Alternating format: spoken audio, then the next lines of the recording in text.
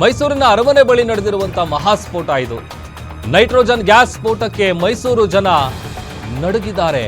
ಸ್ಫೋಟದ ತೀವ್ರತೆ ಹೇಗಿತ್ತು ಅಂತಂದ್ರೆ ದೇಹಗಳು ಛಿದ್ರಗೊಂಡಿದೆ, ಇಬ್ಬರ ದೇಹಗಳು.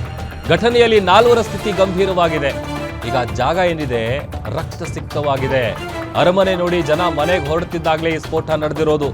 ಸ್ಥಳಕ್ಕೆ ಕೃಷ್ಣರಾಜ ಪೊಲೀಸರು ಭೇಟಿ ಕೊಟ್ಟು ಪರಿಶೀಲನೆ ನಡೆಸಿದ್ದಾರೆ. ಸೈಕಲ್ನಲ್ಲಿ ಬಲೂನ್ ಅನ್ನ ಮಾರ್ತಾ ಇದ್ರು. ಇಬ್ರು ವ್ಯಕ್ತಿಗಳೇನಿದ್ದಾರೆ ಅವರ ದೇಹ ಛಿದ್ರಗೊಂಡಿದೆ. ಪಾಪ ಹೇಳಿ ಕೇಳಿ ಆ ಸೈಕಲಲ್ಲಿ ಆ ಪುಟಾಣಿದೊಂದು ಸಿಲಿಂಡರ್ ಬರುತ್ತೆ, ಆ ಸಿಲಿಂಡ್ರು, ಆ ಬಲೂನ್ಗಳು, ಆಮೇಲೆ ಆ ಸ್ಟಿಕ್ಕು, ಅದೆಲ್ಲ ಅವರೇನು ಮುಂಚೆನೇ ತಗೊಂಡು ಬಂದಿರೋದಿಲ್ಲ.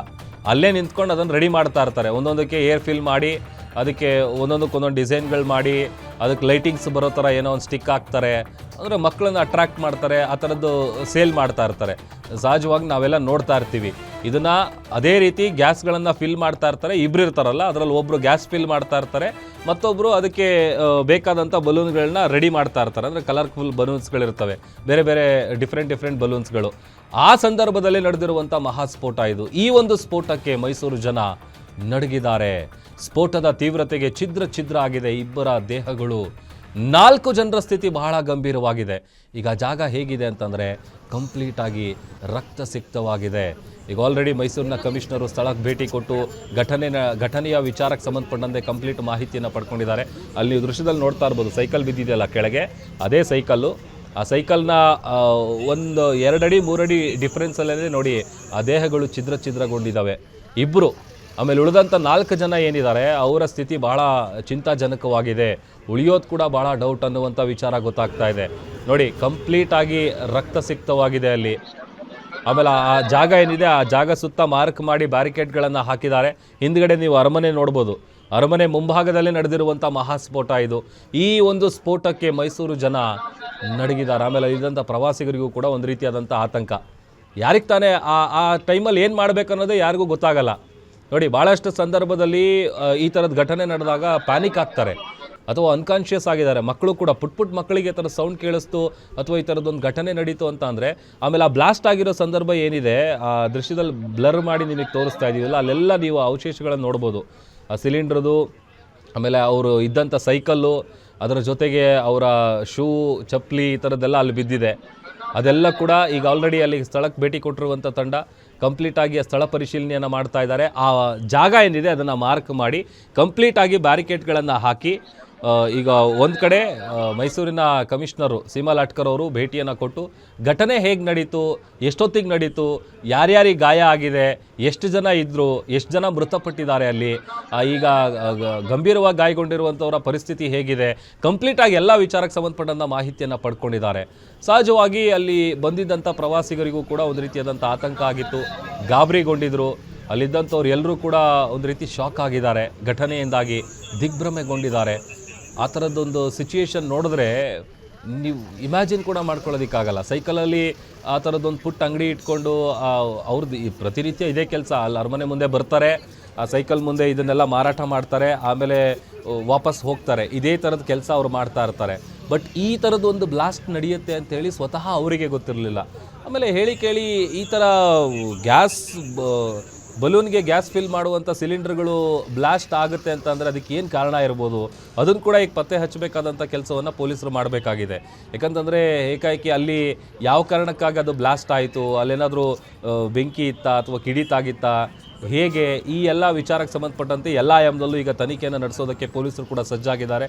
ಸದ್ಯ ಈ ಘಟನೆಯಿಂದಾಗಿ ಅಲ್ಲಿದ್ದಂಥ ಪ್ರವಾಸಿಗರು ಒಂದು ರೀತಿ ಆತಂಕಕ್ಕೊಳಗಾಗಿದ್ದಾರೆ. ಅದರ ಜೊತೆಗೇ ಅದು ಕ್ರಿಸ್ಮಸ್ ಹಬ್ಬದ ದಿನವೇ. ಹೇಳಿ ಕೇಳಿ ನೋಡಿ, ವರ್ಷಕ್ಕೊಮ್ಮೆ ಬರುವಂಥ ಹಬ್ಬ ಕ್ರಿಸ್ಮಸ್ಸು. ಈ ಕ್ರಿಸ್ಮಸ್ ಹಬ್ಬದಲ್ಲಿ ಒಂದು ಖುಷಿ ಮಕ್ಕಳಿಗೇನು ಅಂತಂದರೆ ರಜೆ ಇದೆ. ಯಾಕಂತಂದರೆ ಪ್ರತಿದಿನ ಸ್ಕೂಲ್ಗಳಿಗೆ ಹೋಗ್ತಾ ಇರ್ತಾರೆ. ಆಮೇಲೆ ಕ್ರಿಸ್ಮಸ್ ಈ ಕ್ರಿಶ್ಚಿಯನ್ ಸ್ಕೂಲ್ಗಳಲ್ಲಂತೂ ಈ ಕ್ರಿಸ್ಮಸ್ ಬಂತು ಅಂತಂದರೆ ವಾರಾನ್ಗಟ್ಟಲೆ ರಜಾ ಕೊಡ್ತಾರೆ. ಹೇಳಿ ಕೇಳಿ ಇವತ್ತು ರಜಾ ಇರುವಂಥ ಕಾರಣಕ್ಕಾಗಿ ಮೈಸೂರಿನ ಅರಮನೆ ನೋಡಬೇಕು ಅಂತೇಳಿ ಅಲ್ಲಿ ಬಂದಂಥ ಪ್ರವಾಸಿಗರ ಸಂಖ್ಯೆ ಕೂಡ ಜಾಸ್ತಿ ಇತ್ತು.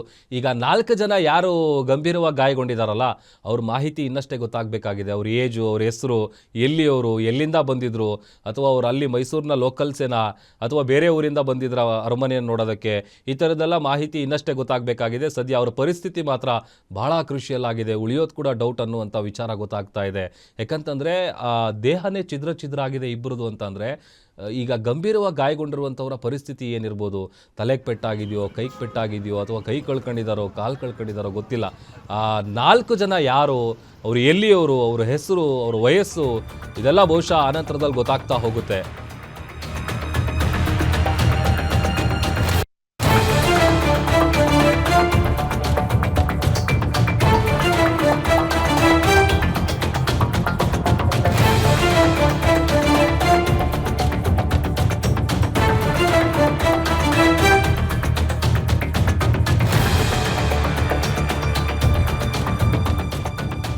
ಬೆಳಗ್ಗೆ ಚಿತ್ರದುರ್ಗದಲ್ಲಿ ದುರಂತ, ರಾತ್ರಿ ಮೈಸೂರಿನಲ್ಲಿ ಘನಘೋರ ಘಟನೆ, ಬ್ಲಾಸ್ಟ್ ನಡೆದಿದೆ. ಇವತ್ತು ರಾತ್ರಿ ಮೈಸೂರು ಅರಮನೆ ಬಳಿಯೇ ಇಬ್ಬರ ದೇಹ ಛಿದ್ರಗೊಂಡಿದೆ. ನೋಡಿ, ಬೆಳಗ್ಗೆ ಚಿತ್ರದುರ್ಗದಲ್ಲಿ ನಡೆದಂತ ದುರಂತ, ಇವತ್ತು ರಾತ್ರಿ ಮೈಸೂರಲ್ಲಿ ದುರ್ಘಟನೆ ನಡೆದಿದೆ.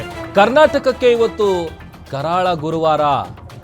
ಬೆಳಿಗ್ಗೆಯಷ್ಟೇ ಬಸ್ ಅಪಘಾತದಲ್ಲಿ 6 ಮಂದಿ ಸಜೀವ ದಹನಗೊಂಡಿದ್ರು, ಸುಟ್ಟು ಭಸ್ಮ ಆಗಿದ್ರು. ಇವತ್ತು ರಾತ್ರಿ ಅರಮನೆಯ ಮುಂದೆ ಈ ಒಂದು ಬ್ಲಾಸ್ಟ್ನಿಂದಾಗಿ ಇಬ್ಬರ ದೇಹ ಛಿದ್ರಗೊಂಡಿದೆ. ಉಳಿದಂತೆ 4 ಮಂದಿ ಬಹಳ ಚಿಂತಾಜನಕದ ಸ್ಥಿತಿಯಲ್ಲಿ ಆಸ್ಪತ್ರೆಗೆ ದಾಖಲಾಗಿದ್ದಾರೆ. ಅವರ ಪರಿಸ್ಥಿತಿ ಹೇಗಿರ್ಬೋದು? ಆಮೇಲೆ 4 ಜನ ಯಾರು, ಅವರ ಏಜ್ ಏನು, ಅವರು ಎಲ್ಲಿಂದ ಬಂದಿದ್ರು, ಅರಮನೆ ನೋಡೋದಕ್ಕಂತೇಳಿ ಬೇರೆ ಊರಿಂದ ಬಂದಿದ್ರ, ಪ್ರವಾಸಿಗರ? ಹೇಳಿ ಕೇಳಿ ಆ ಬ್ಲಾಸ್ಟ್ ನಡೆದಂಥ ಸಂದರ್ಭದಲ್ಲಿ 8 ಗಂಟೆ 45 ನಿಮಿಷಕ್ಕೆ, ಹೆಚ್ಚು ಕಡಿಮೆ 1 ಅವರ್ ಹೇಗೋ ನಡೆದಂಥ ಘಟನೆ ಇದು.